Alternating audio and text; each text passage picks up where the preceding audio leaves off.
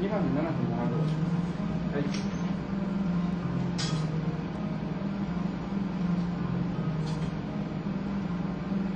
Lady of Shalott.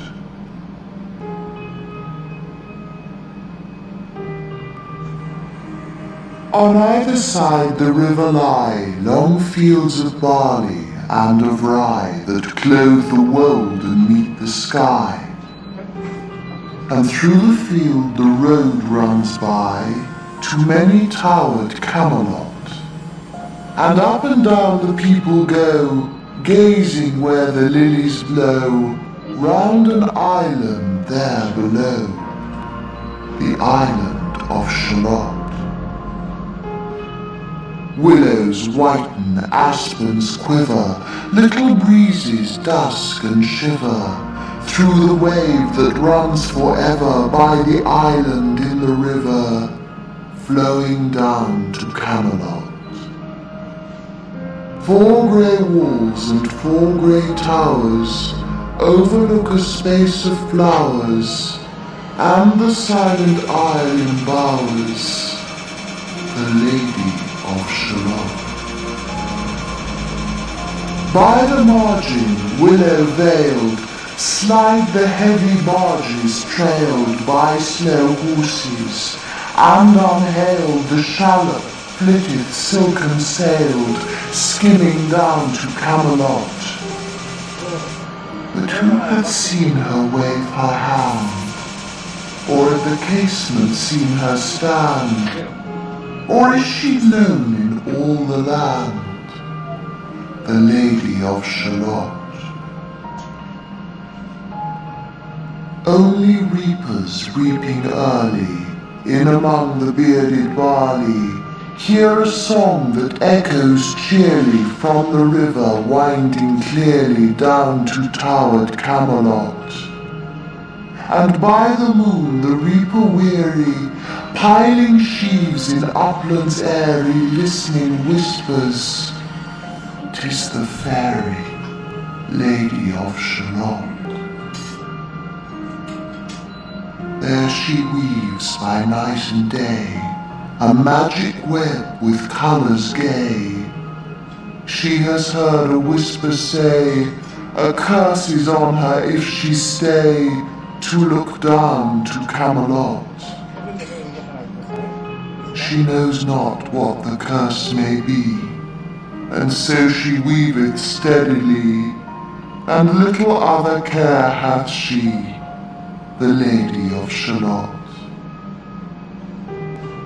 And moving through a mirror clear, that hangs before her all the year, shadows of the world appear. There she sees the highway near, winding down to Camelot. There the river eddy whirls, and there the surly village churls, and the red cloaks of market girls pass onward from Shalott. Sometimes a troop of damsels glad, an abbot on an ambling pad. Sometimes a curly shepherd lad, or long-haired page in crimson clad, goes by to towered Camelot. And sometimes through the mirror blue, the knights come riding 2 and 2. She hath no loyal knight and true, the Lady of Shalott. But in her web she still delights to weave the mirror's magic sights. For often through the silent nights, a funeral with plumes and lights and music went to Camelot.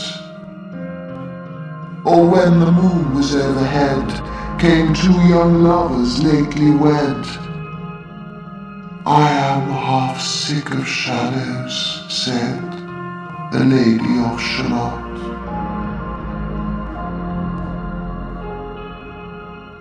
A bow shot from her bower eaves, he rode between the barley sheaves.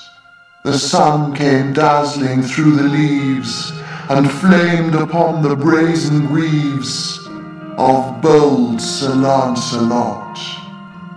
A Red Cross knight forever kneeled to a lady in his shield that sparkled on the yellow field beside remote Shalott. The gemmy bridle glittered free, like to some branch of stars we see, hung in the golden galaxy. The bridal bells rang merrily as he rode down to Camelot, and from his blazoned baldric slung a mighty silver bugle hung, and as he rode his armour rung beside remote Shalott.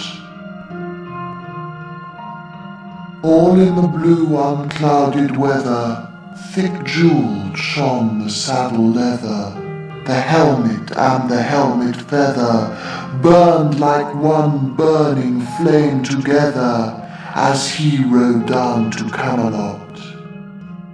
As often through the purple night, below the starry clusters bright, some bearded meteor trailing light moves over still Shalott. His broad, clear brow in sunlight glowed, on burnished hooves his warhorse trode, from underneath his helmet flowed his coal-black curls as on he rode down to Camelot. From the bank and from the river he flashed into the crystal mirror, Tirra-lirra by the river sang Sir Lancelot.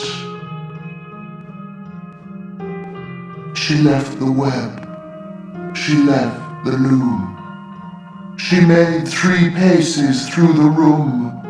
She saw the water lily bloom, she saw the helmet and the plume. She looked down to Camelot. Out flew the web and floated wide, the mirror cracked from side to side. The curses come upon me, cried the Lady of Shalott. In the stormy east wind straining, the pale yellow woods were waning, the broad stream in his banks complaining, heavily the low sky raining over towered Camelot. Down she came and found a boat beneath a willow left afloat, and round about the prow she wrote, the Lady of Shalott. And down the river's dim expanse